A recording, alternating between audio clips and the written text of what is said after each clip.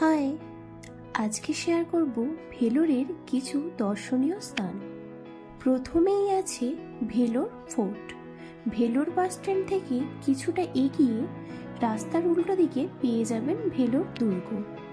দক্ষিণ ভারতের বৃহত্তম দুর্গগুলির মধ্যে অন্যতম এই ভেলোর দুর্গ। এটা প্রায় 133 একর এলাকা জুড়ে বিস্তৃত। চিত্তর জেলার গ্রানাইট পাথর দিয়ে নির্মিত হয়েছিল এই দুর্গ। দুর্গের চারপাশ ঘিরে আছে বড় বড় পুকুর। এই দুর্গটির আছে বিশাল এক ঐতিহাসিক প্রেক্ষাপট।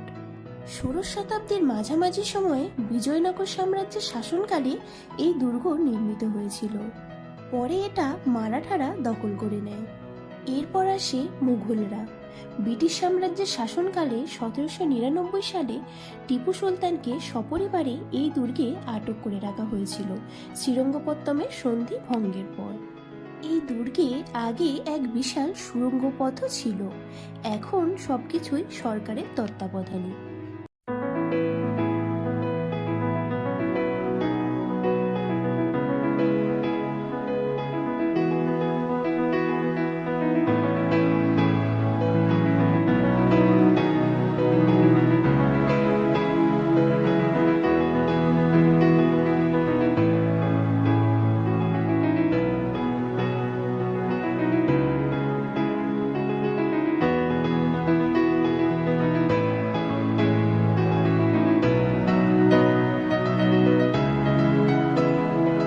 এরপরে আমরা চলে গেছিলাম মিউজিয়ামে।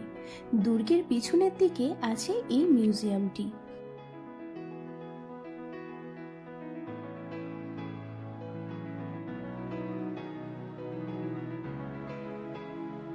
ইন্ডিয়ানদের জন্য 10 টাকা করে টিকিট, আর ফটোগ্রাফি ভিডিওগ্রাফির জন্য 100-200 টাকা করে দিতে হয়।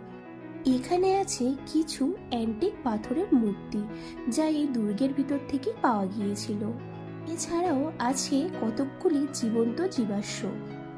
মিউজিয়াম থেকে বেরিয়ে সামনেই পেয়ে যাবেন একটা খেলার মাঠ, আর এর ঠিক উল্টো দিকেই আছে জলকণ্ঠেশ্বর মন্দির।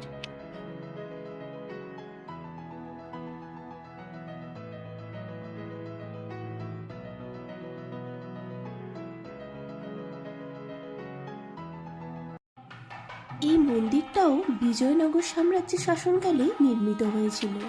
দক্ষিণ ভারতে ভগবান শিবের যে মন্দিরগুলি আছে তার মধ্যে অন্যতম এই জলকণ্ঠেশ্বর মন্দির।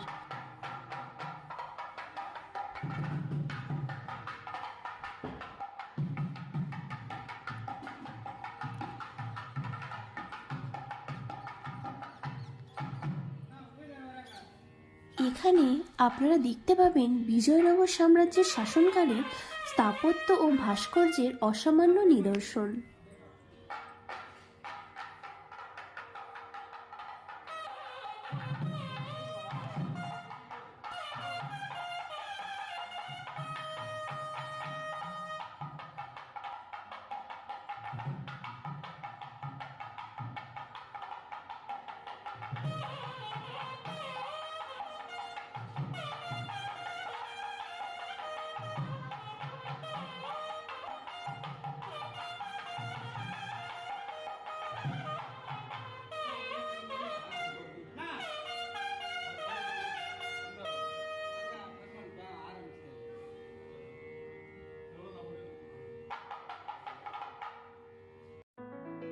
এরপর সন্ধ্যার দিকে ভেলোর বাস স্ট্যান্ড থেকে 8 নম্বর বাস ধরে চলে যেতে পারেন শ্রীপুরমের স্বর্ণ মন্দির।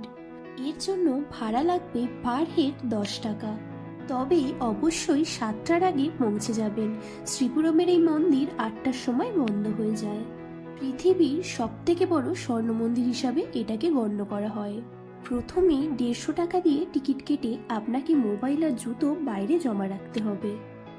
মন্দিরের ভিতরে কোনো রকম মোবাইল বা ক্যামেরা অ্যালাউ করা হয় না।